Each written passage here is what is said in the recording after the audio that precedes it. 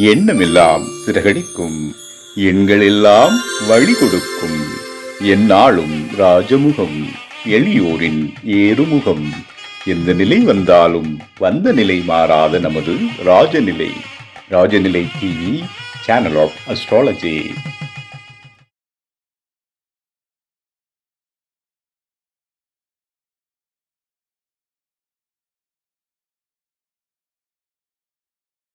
சனி பகவானை அதிபதியாக கொண்ட மகர ராசியானது கடின ஒழிப்பு, லட்சியம், ஒழுக்கம், பொறுப்புணர்வு கொண்டதாகும். இந்த ராசிக்கு குரு பெயர்ச்சி எப்படி இருக்கும் என்பதை மிக அழகாக விளக்க வருகை தரும் பேலன்ஸ் தியரி ஆசிரியர் உயிர் திரு சரவணன் சோமசுந்தரம் அவர்களை அன்போடு அழைப்பதில் பெருமை கொள்கிறது நம் ராஜநிலை. ஓம் காலகால ஈஸ்வராய நமக. பிரபஞ்ச சக்திக்கு நன்றிகள். இந்த குரு பெயர்ச்சி அது சார்ந்து இப்போ மகரத்துக்கு பேச போகிறோம். மகர ராசி, மகர லக்னம், நம்ம எப்பவும் ராசி லக்னம் ரெண்டுக்கு தான் சொல்லுவோம். ஸோ மகர ராசி, மகர லக்னம் இவங்களுக்கு இந்த குரு பயிற்சி எப்படி இருக்கும் அப்படிங்கிறது ஒரு கான்செப்ட். மகர ராசி, மகர லக்னத்துக்கு வந்து பார்த்தீங்கன்னா 7ஆம் இடத்துல குரு கடகத்துக்கு வராரு. பொதுவாக குரு லக்னத்தை பார்த்தா நல்லது அப்படின்னு நம்ம எல்லாமே சொல்லுவோம். இந்த குரு என்ன பண்றாருன்னா தன்னுடைய 11ஆம் இடத்தையும், மகரத்துக்கு 11ஆம் இடத்தையும், லக்னத்தையும், அதே போல 3ஆம் இடத்தையும் இது தன்னுடைய பார்வையின் மூலம் ஆதிக்கத்தை செலுத்துறாரு. அப்ப குருவின் பார்வை நல்ல பார்வை, நல்லதுதான் நடக்கணும். ஆனா பாருங்க, மகரத்துக்கு இந்த முறை கொஞ்சம் கடினமான ஒரு சூழ்நிலையை உருவாக்கும். ஏன்னா பார்வை நல்லது, குருவினுடைய பார்வை நல்ல விஷயம்தான், அதை வந்து நம்ம மாற்று கருத்து கிடையாது. ஆனால் என்ன ஒரு பிரச்சனைனா, இந்த லக்னத்துக்கு கோச்சார வேதையில் பாத்தீங்கன்னா 3ஆம் இடத்து சனி இருக்கு. அப்போ இதனுடைய நல்ல பலன்களை எல்லாம் தடை செய்யும். அதுக்கு முன்னாடி ஒரு சின்ன விஷயத்த நான் சொல்லிடுறேன். ஏற்கனவே நான் கடகத்துக்கு பேசினப்போ கடகத்துக்கெல்லாம் நெகட்டிவான விஷயங்களை எதிர்பார்த்தாங்க. அப்போ நம்ம பாசிட்டிவான விஷயங்களை சொன்னோம். இப்போ அப்படியே நேர் ஆப்போசிட் வீடான மகரத்துக்கு வந்து பார்த்தீங்கன்னா நல்ல பலன்களை எதிர்பார்த்துட்டு இருப்பாங்க. நல்ல பலன்கள் நிறைய பேர் சொல்லிட்டு இருக்கிறாங்க எல்லா இதுலையும். பட் நம்ம மட்டும் கொஞ்சம் மாற்றி நெகட்டிவ் பலன்களை சொல்ல வேண்டியதாக இருக்கு. நெகட்டிவ் அப்படிங்கிறத விட முன்னெச்சரிக்கை பதிவாக நீங்கள் இதை எடுத்துக்கணும். ஏன்னா வர்றதுக்கு முன்னாடியே சொல்லும் பொழுது நம்ம சில செயல்களை செய்யாமல் இருக்கணும் அப்படிங்கிறத இந்த பயிற்சியுடைய முக்கியம். அப்போ வந்து நம்ம நெகட்டிவ் சொல்றதுன்னு எடுத்துக்காம உங்களுடைய நன்மைக்காக சில விஷயங்களை செய்யணுமா செய்யக்கூடாதான்னு நீங்க பக்கத்துல இருக்க ஜோசியரையும் பார்த்து முடிவு பண்ணுங்க. சரி, இப்ப பாருங்க, 2/6/2026 அன்னைக்கு கடகத்துக்குள்ள பயிற்சி ஆகக்கூடிய குரு 2/11/2026 வரைக்கும் அந்த 7ஆம் இடத்துல இருக்காரு. அதன் பிறகு வந்து பாத்தீங்கன்னா அதிசாரத்துல வந்து 25/1/2027 அந்த 2/11/2026 பிறகு 25/1/2027 வரைக்கும் பாத்தீங்கன்னா ஏறக்குறைய 12/1 2 மாசம், ஏறக்குறைய 2-2.5 மாசம் வந்து பாத்தீங்கன்னா இதுல சிம்மத்துக்கு போயிடுவாரு. இந்த சிம்மத்துக்கு போகக்கூடிய காலகட்டங்கள் நான் சொல்லக்கூடிய இந்த பலன்கள் மாறுபட்டு நடக்கும். அதாவது ஒரு நெகட்டிவான பலன் சொல்றோம்னா அது பாசிட்டிவா கன்வர்ஷன் ஆயிடும். அதன் பிறகு வந்து பாத்தீங்கன்னா 13/4/2027 அன்னைக்கு வக்ரம் அடைஞ்சு உள்ள வராரு. அதாவது மறுபடியும் உள்ள என்டர் ஆகுறாரு. சரி, 25/1/2027 அன்னைக்கு மறுபடியும் வக்ரம் அடைஞ்சு மறுபடியும் கடகத்துக்குள்ள வந்துருவாரு. அங்கிருந்து 13/4/2027 வரைக்குமே கடகத்துக்குள்ளதான் இருக்காரு, வக்ரகதியில் இருக்காரு. அதன் பிறகு வக்ர நிவர்த்தி அடைஞ்சு மறுபடியும் 26/6/2027 அன்னைக்குதான் மீண்டும் சிம்மத்துக்குள்ள போவார். அப்போ அந்த குறிப்பிட்ட காலம் 2/11/2026 இருந்து 25/1/2027 மட்டும்தான் மாறுபட்ட பலன்கள், நல்ல பலன்கள். மீது எல்லாமே இப்ப சொல்ற விஷயத்துல கவனமாக இருக்கணும் மகர ராசி, மகர லக்னத்துக்காரங்க. அதுலயும் குறிப்பா எந்த திசை இருக்கணும்னு சொல்லிடுவேன், அதையும் நீங்க நோட் பண்ணிக்கோங்க. சரிங்களா? இப்போ நம்ம ஒரு விஷயத்த சொன்னோம் என்னன்னா, 7ஆம் இடத்துல வரக்கூடிய குரு 11ஆம் இடத்தையும், லக்னத்தையும், 3ஆம் இடத்தையும் பார்வை செய்யும் பொழுது நல்ல பலன்கள் நடக்கணும், முயற்சிகள்ல வெற்றி அடையணும், லக்னம் வலுப்பெறணும், எல்லா பேரும் புகழும் கிடைக்கணும். அது போக வந்து 11ஆம் இடமான லாபஸ்தானத்தை அபரிவிதமா கொடுக்கணும் அப்படிங்கிற எண்ணங்கள் எல்லாம் இருக்கும். இது எப்ப நடக்கும் தெரியுங்களா? வந்த உடனே ஒரு 10 to 18 நாளுக்குள்ள இதெல்லாம் நடத்தி காட்டுவார் அவருக்கு. ஆனால் அதை நம்பி நீங்க ஒரு விஷயத்தை செய்யும் பொழுது மிகப்பெரிய ஒரு டவுன்ஃபாலை சந்திக்கக்கூடிய காலகட்டம். ஏன்றா 3ஆம் இடத்துல லக்னாதிபதி சொல்லக்கூடிய கிரகம் 3ஆம் இடத்துல போய் உட்கார்ந்துட்டாரு. முயற்சிகள் நல்லா இருக்குன்னு நினைச்சிருப்போம். ஆனா குருவுக்கு அவர் வேதையை தராரு, கோட்சார வேதை. அதாவது தன்னுடைய பலன்களை எதை செய்ய வேண்டுமோ அந்த பலன்களை தடை செய்யக்கூடியதை அந்த லக்னமே தடுக்குதுன்னு சொல்றாரு, லக்னாதிபதியை தடுக்கிறாரு. அப்ப இந்த பலன்கள் சரியாக நடக்கும்னா நடக்காது. இன்னொன்னு பொதுவாகவே சொல்லுவாங்க, குருவுக்கு எப்பவுமே 2, 5, 7, 9, 11 இந்த இடங்கள் எல்லாம் சிறப்பான ஸ்தானங்கள் அப்படின்னு சொல்லிட்டு நம்மளுடைய பராசர சித்தாந்தங்கள் சொல்லுது. அப்ப 2, 5, 7, 9, 11 நல்லா இருக்கக்கூடிய குரு இந்த இடத்துல பலன்களை தடுக்கிறதுக்கு காரணம் 3ஆம் இடத்துல இருக்கக்கூடிய சனி பகவான். எல்லாரும் சொல்லுவாங்க 3ஆம் இடத்துல வந்து அசுப கிரகத்துக்கு நல்லதுன்னு சொல்லுவாங்க.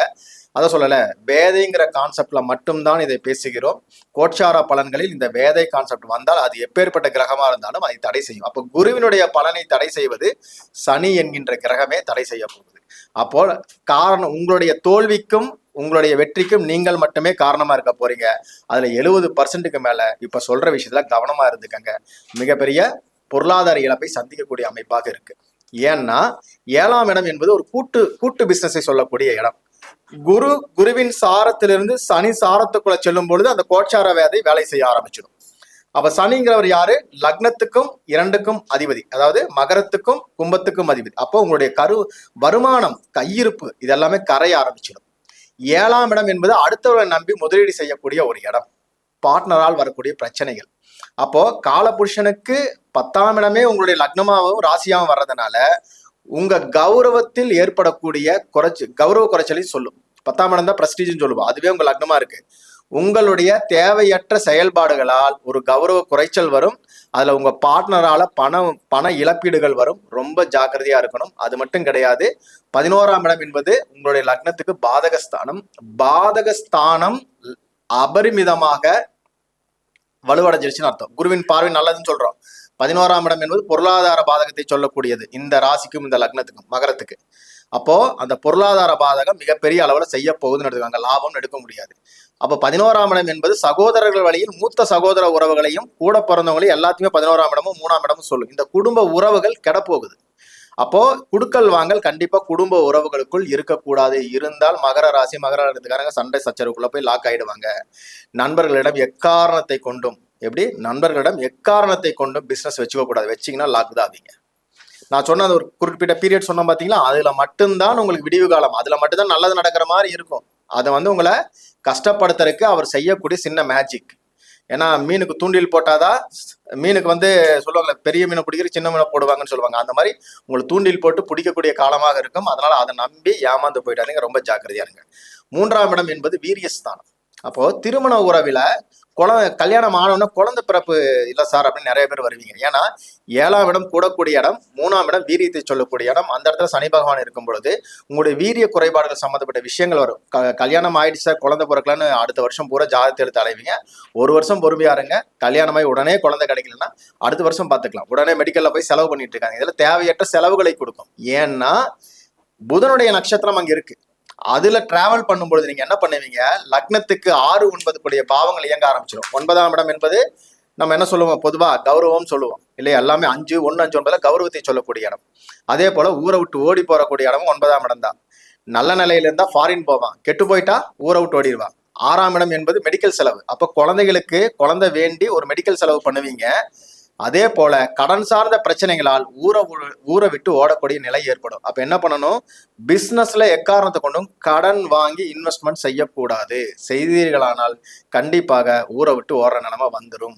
எக்காரணத்தை கொண்டும் யாருக்காகவும் ஜாமீன் கையெழுத்து போடக்கூடாது. குருவும் புதனும் இணைந்தால் பத்திரத்தில் பிரச்சனை நிறைய வரும். 11ஆம் இடம் என்பது அபரிமிதமான லாபம். ஒரு அபரிமிதமான லாபத்தை எதிர்பார்த்து முதலீடு செய்யும் பொழுது, அதுவும் கடன் வாங்கி முதலீடு செய்யும் பொழுது நீங்க தலைமறைவு வாழக்கூடிய வாழ்க்கையை ஏற்படுத்தி கொடுத்துரும். இது போக குரு புதனும் சேர்ந்தா என்ன ஆகும்னா மூல பத்திரத்தில் பிரச்சனைன்னு சொல்றான். அப்ப 3ஆம் இடத்துக்கு குரு பாக்குறாரா, சனி அங்க இருக்காரா, அந்த 3ஆம் இடம் வலுவாகுது. எப்படி வலுவாகுது, நெகட்டிவா வலுவாகுது. அப்போ ஒருத்தருக்காக நீங்க ஜாமீன் பண்ணும் பொழுது இந்த பத்திரம் சார்ந்த விஷயத்துல கவனமா இருக்கணும்னு அர்த்தம். தங்கம், குருதான் தங்கம். தங்கத்தை கொண்டு போய் அடமானம் வச்சிங்கன்னா ஜாக்கிரதையா இருந்துக்கணும். மீட்க முடியாத சூழ்நிலை ஏற்பட்டுரும். அதே போல பத்திரங்களை கொண்டு போய் நீங்க அடமானம் வச்சிங்கனாலும் மீட்க முடியறது ரொம்ப ரொம்ப கஷ்டம். கவனமா இருக்கணும். நண்பர்களுக்காக கொடுத்து உதவுறேன்னு போய் லாக் ஆயிடக்கூடாது. குறிப்பாக 6, 9 வேலை செய்யக்கூடிய காலங்கள், அதாவது இந்த குருவானவர் புதனுடைய நட்சத்திரத்துக்குள்ள என்ட்ராகும் போது 6ஆம் இடம் வேலை செய்ய ஆரம்பிச்சிடும். 6, 9 அப்படிங்கிறது பணியாளர்களால் வரக்கூடிய பிரச்சனைகளை சொல்லும். உங்க வீட்டுல வேலைக்காரங்க இருந்தாங்கன்னா கவனமா பாத்துக்குங்க. அவங்களுடைய தேவைகளை பூர்த்தி பண்ணிடுங்க. இல்லைன்னா அவங்க தெரியாதனமா சில தவறுகள் செய்வாங்க. அதனாலையும் நீங்க பாதிக்கப்படுவீங்க. அப்போ விலை உயர்ந்த பொருட்களை பத்திரமா வச்சுக்கணும். கோடீஸ்வரங்களுக்கு இது தெரியாது. சின்ன சின்ன ஆட்களுக்கு 1 பவுன் 2 பவுன் சேர்த்து வச்சுட்டு இருப்பீங்க. தங்கம் திருடு போகலாம். ஏன்னா உங்க மகர ராசி மகர லக்னத்துக்கு 12ஆம் அதிபதியே குரு. அடமானம் வச்சா மீட்பது கடினம். தங்கம் திருடு போக வாய்ப்புண்டு. பத்திரங்களில் கவனமாக இருக்கணும். கூட்டு பிசினஸ் ஆகாது. அதே போல வீரிய குறைபாடுகள், திருமணம் சார்ந்த வாழ்க்கையில் பிரச்சனை, கணவன் மனைவிக்குள்ள கருத்து வேறுபாடு, இது எல்லாமே வரும். சரி சார், இது எல்லாருக்குமே வருமான்னு கேட்டா, இந்த மகர ராசி மகர லக்னத்துல பிறந்தவங்களுக்கு சனி திசையோ புதன் திசையோ போனால் நிச்சயமாக வரும், எழுதி சொல்லலாம். மற்றவங்களுக்கு அதனுடைய பாதிப்புகள் இருக்கும், மீண்டுருவீங்க. அதுவே சனி திசையோ புதன் திசையோ அல்லது சனி சாரத்தில் கிரகம் இருந்து திசை நடத்தி கொண்டிருந்தாலோ அல்லது புதன் சாரத்தில் இன்னொரு கிரகம் திசை நடத்தி கொண்டிருந்தாலோ இந்த ஒரு வருட காலகட்டத்தில் நான் சொன்ன பீரியட்ல இந்த பிரச்சனை நீங்க சந்திச்சே தீருவீங்க. ஏன்னா இந்த ராசிக்கும் லக்னத்துக்கும் சனியும் புதனும் உறவு காரகத்துக்கு சப்போர்ட் பண்ணுவாங்களே தவிர பொருளாதார காரகம் சப்போர்ட் பண்ணவே மாட்டாங்க. அப்ப பொருளாதார ரீதியாக மிகப்பெரிய ஒரு பின்னடைவையும் உறவு ரீதியான சிக்கல்களையும் சந்திக்கக்கூடிய காலகட்டம். காசு பணம் போனாலே உறவுகளுக்குள்ள பிரச்சனை வந்துடும். அண்ணன் தம்பி கூட வாங்கி வச்சுக்கிட்டீங்கன்னு வச்சுக்கோங்க, கொடுக்கலன்னா சண்டைக்கு வருவாங்க. நண்பர்கிட்ட கொடுத்து வாங்கி பிரச்சனையாச்சுன்னா சண்டைக்கு வருவாங்க. இதுதான் நடக்கும். அதே போல கணவன் மனைவிக்குள்ள கருத்து வேறுபாடுகள் வரக்கூடிய காலகட்டமாக கன்வென்ஷன் ஆயிடும். தயவு செய்து எதுவாக இருந்தாலும் பேசி தீர்த்துக்கங்க. மறைக்கிற விஷயங்கள் உங்களை கஷ்டத்துக்குள் கொண்டு போயிடும். அப்போ மகர ராசி மகர லக்னத்துக்காரங்க என்ன பண்ணணும்னா, ரொம்ப பொறுமையாக இருக்க வேண்டிய ஒரு ஆண்டு இது. எதையும் அகலக்கால் வைக்காதீங்க. உங்கள் சக்திக்கு மீறிய விஷயத்தில் ரொம்ப கவனமா இருங்க. எக்காரணத்தை கொண்டு ஷேர் மார்க்கெட்டுக்குள்ள உள்ள லாக் ஆயிடாதீங்க. வாய்ப்பு கொடுத்த அத்தனை நல்ல உணர்வு நன்றி பாராட்டி விடைபெறுகிறேன். நன்றி, வணக்கம். வாழ்க வளமுடன், வாழ்க வளமுடன், வாழ்க வளமுடன். மதிப்புக்கும் மரியாதைக்கு மிக்க ஜோதிட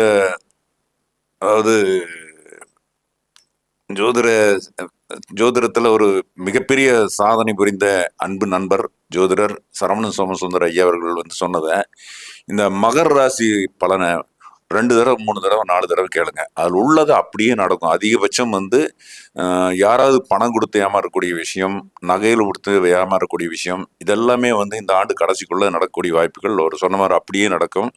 இது என்னென்ன சொன்னாங்களோ அனைவருமே இது கேட்குறவங்க கொஞ்சம் நல்லா ஃபாலோ பண்ணிக்கோங்க. ஃபாலோ பண்ணி திருப்பி கேட்டுங்க. மகர ராசிக்கு வேலை பார்க்குற இடத்துல பிரச்சனை வரும், வேலையிலேருந்து டிஸ்மிஸ் பண்ணக்கூடிய அமைப்பு, இது மாதிரி வேலையில சிக்கல் வரக்கூடிய வாய்ப்பெல்லாம் அவர் என்னென்ன சொன்னாரோ எல்லாமே தற்சமயத்தில் மகர ராசிக்கு சரியான பலன்களாக இல்லை அப்படிங்கிற ஒரு விஷயத்தை மட்டும் சொல்லிக்கொண்டு ஒரு அற்புதமாக சிறந்த முறையில் பதிவு செய்த அவருக்கு நன்றி வணக்கத்தை தெரிவித்துக் கொள்கிறேன். நன்றி, வணக்கம்.